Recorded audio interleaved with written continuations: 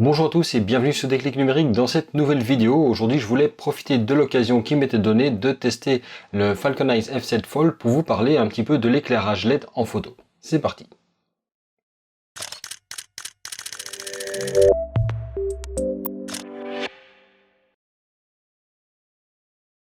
Alors comme dit dans l'introduction, aujourd'hui je vais vous parler du Falcon Eyes F7 Fold qui est donc un panneau LED RGB qui est un peu particulier puisqu'il est pliant, mais je voulais aussi en profiter pour vous parler un petit peu de comment on peut utiliser un éclairage LED pour faire de la photo.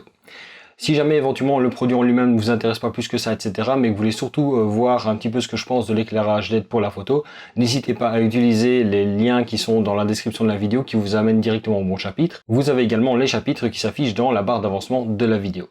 On passe maintenant à la présentation du produit. Le Falcon Eyes F7 Fold est donc un petit panneau LED qui a la particularité d'être pliant.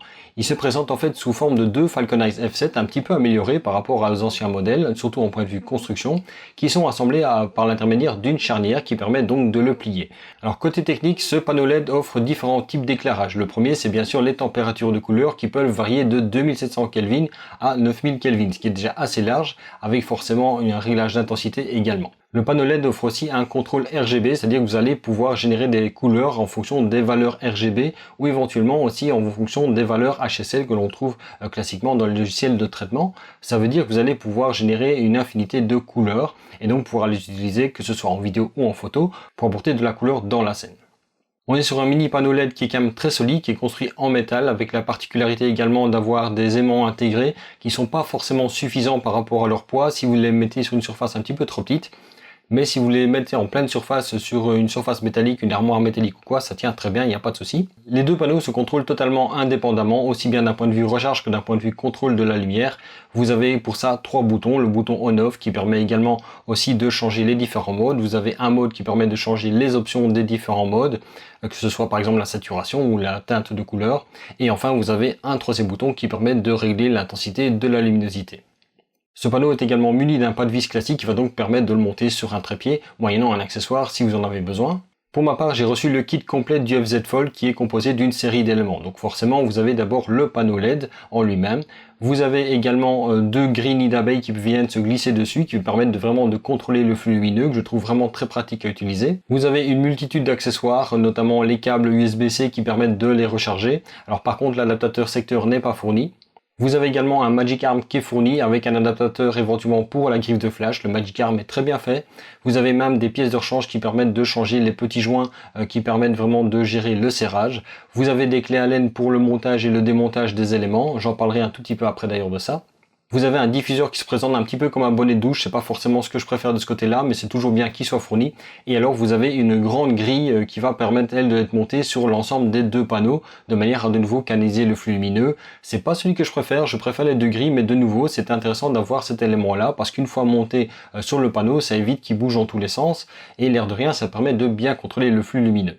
Alors chose intéressante, vous pouvez contrôler les deux demi-panneaux en Bluetooth. Pour ça, vous avez une application Desal Lite qui est disponible à la fois pour iOS et à la fois pour Android qui va vous permettre donc de prendre le contrôle des panneaux.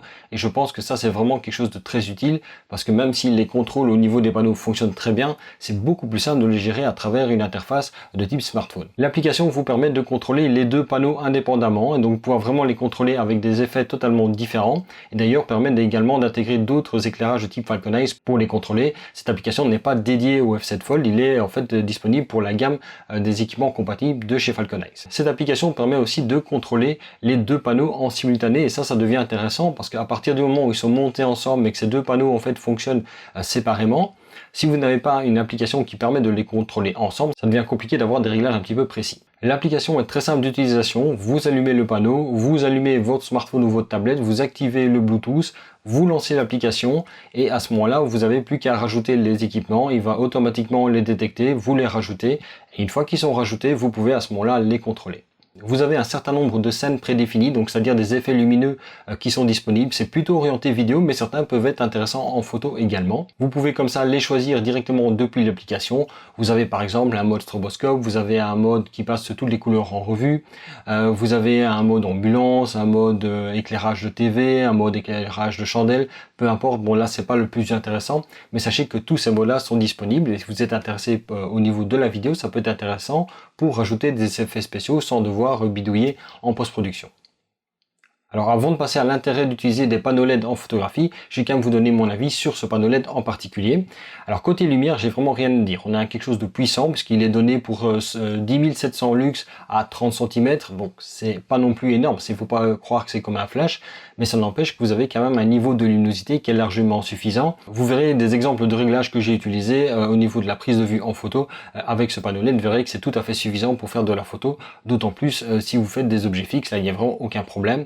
Pour du portrait, c'est très intéressant aussi, mais vous allez quand même devoir rester sur soit des grandes ouvertures, soit avoir quand même à ce moment-là un temps de pause qui est un petit peu limite parfois pour le flou de bouger, mais ça n'empêche que ça reste tout à fait faisable. Il vous reste toujours la possibilité de monter en ISO, bien entendu.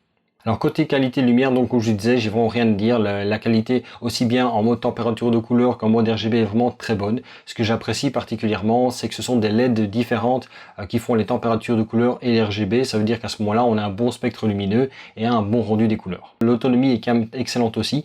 Je l'ai utilisé à pleine puissance pendant à peu près 2h30 avant qu'il s'éteigne. Donc il y a quand même moyen de l'utiliser sur des longues périodes également, sachant que c'était donc à pleine puissance. Là où pour moi il y a un petit souci, c'est dans la manière dont ces deux panneaux ont été assemblés.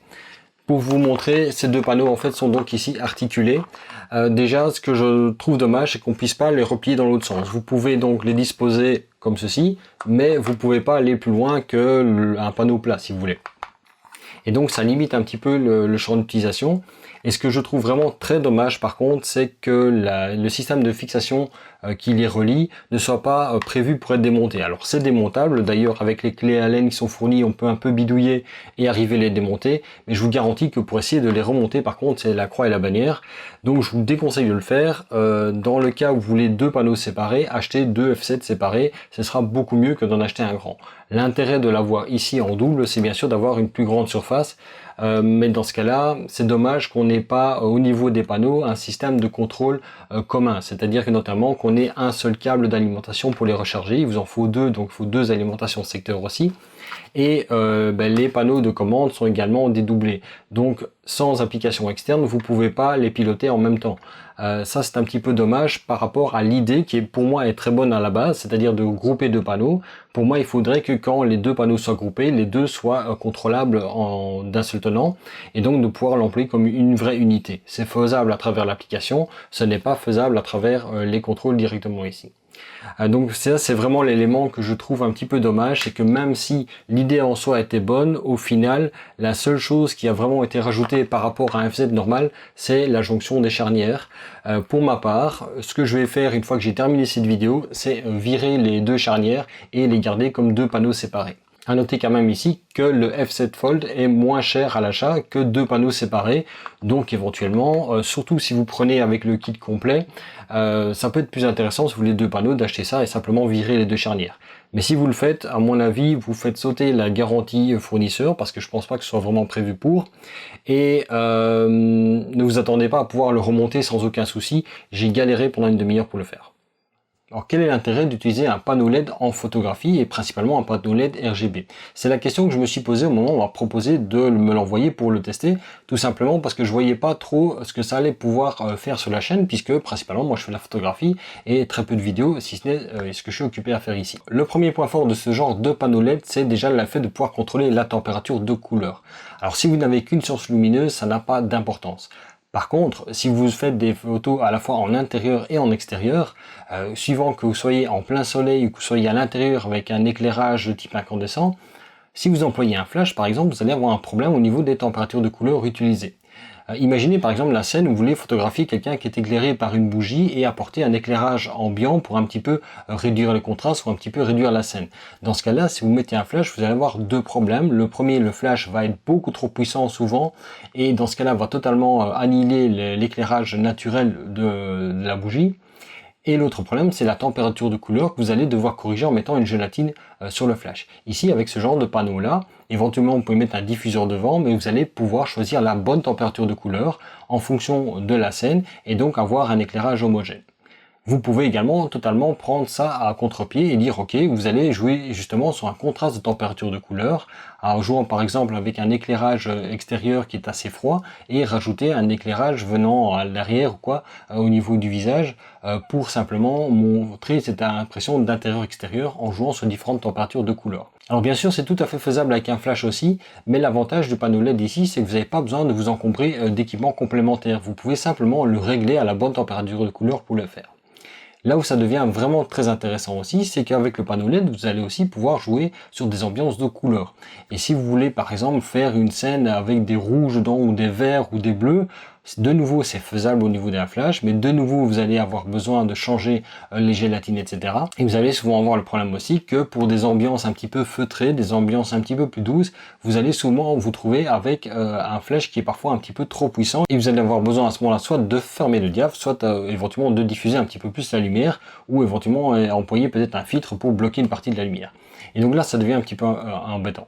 Le côté pratique aussi, c'est que ce panneau, même s'il est relativement lourd pour sa taille, ça reste quand même quelque chose de très portatif. J'ai oublié de le dire, mais il est fourni également avec une pochette qui permet simplement de l'accrocher à sa ceinture. Et ça vous permet éventuellement d'avoir un éclairage que vous allez monter sur la caméra ou que vous allez accrocher quelque part ou vous allez mettre sur un pied très léger finalement, puisqu'il ne faut pas grand chose pour tenir ça. Et donc d'avoir un éclairage à point pour aller faire un shooting quelque part. Ça peut être éventuellement pour avoir juste un éclairage qui arrive derrière pour détacher le sujet.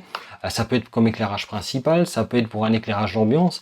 En fait, vu que vous allez pouvoir contrôler l'intensité de la lumière et que vous allez pouvoir aussi contrôler la température de couleur ou la couleur, ce type de panneau est vraiment très versatile et va vous permettre de faire plein de choses. Alors je vous montre des exemples de photos que j'ai prises avec justement d'éclairage LED RGB. Alors ce ne sont pas des photos qui sont miraculeuses, je vais vous montrer simplement rapidement quelques exemples d'utilisation.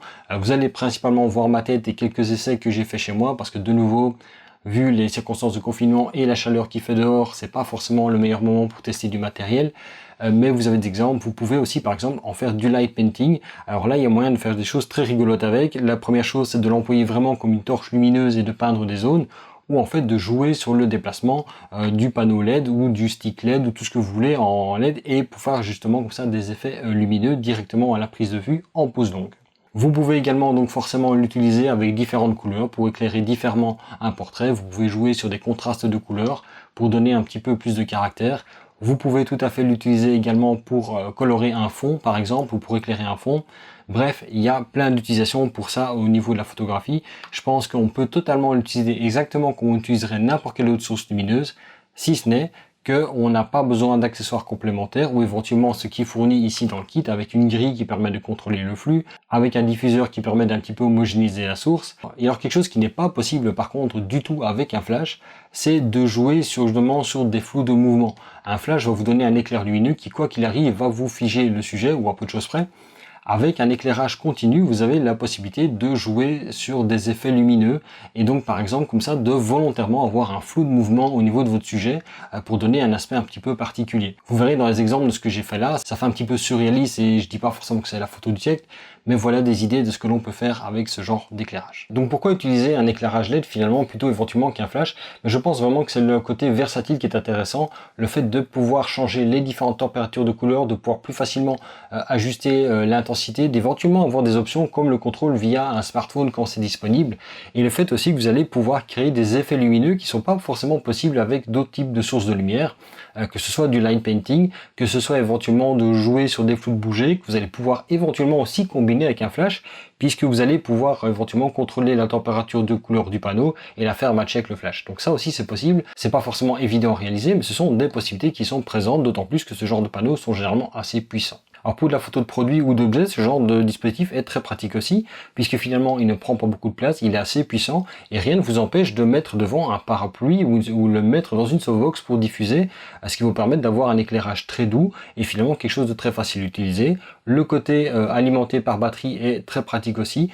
Vous pouvez d'ailleurs directement le brancher sur une batterie externe en plus pour augmenter l'autonomie. Et dans ce cas-là, j'ai testé avec une batterie de 10 mAh. Vous avez quand même une autonomie d'un peu plus de 4 heures au total. Donc ça devient vraiment intéressant. Vous voulez vraiment faire des gros tournages vidéo, c'est ce que vous voulez faire, mais aussi l'employer sur de très longues durées en photographie sans tomber à court de jus. Donc pour conclure, si vous avez besoin d'un éclairage qui soit à la fois portatif, qui soit facile à utiliser, qui vous permette de changer la température de couleur, d'afficher différents types de couleurs, que vous pouvez éventuellement utiliser dans différentes situations, que ce soit comme éclairage d'appoint, comme éclairage principal, les panneaux LED sont vraiment d'excellentes solutions. Je vous ai donné mon avis sur ce panneau LED là, mais il en existe forcément plein d'autres sur le marché, à vous de voir également de ce côté-là. Mais en tout cas, ce sont des options qui sont très intéressantes à envisager, parce que ça vous permet éventuellement de faire des choses que vous n'arrivez pas à faire autrement avec un flash. Voilà donc pour cette vidéo concernant l'éclairage LED en photo et principalement le Falcon Eyes F7 Fold. En tout cas, j'espère que cette revue produit et les quelques idées d'utilisation des éclairages LED en photo vous aura plu. Quoi qu'il en soit, si cette vidéo vous a plu, comme d'habitude, likez-la, commentez-la, partagez-la. N'hésitez pas à vous abonner à la chaîne et d'activer les notifications. Vous pouvez également me suivre sur Facebook via le groupe et la page Facebook de Déclic Numérique. Il y a le compte Twitter de Déclic Numérique et mon compte Instagram. Vous avez également mon compte Twitch maintenant, ou éventuellement le compte Twitch de la Ligue des photographes sur lequel je participe également. Vous retrouvez les informations de tout ça à la fois dans la description de la vidéo, mais aussi dans la bannière de la chaîne. Et sinon, moi je vous dis à la semaine prochaine pour une nouvelle vidéo sur Déclic Numérique.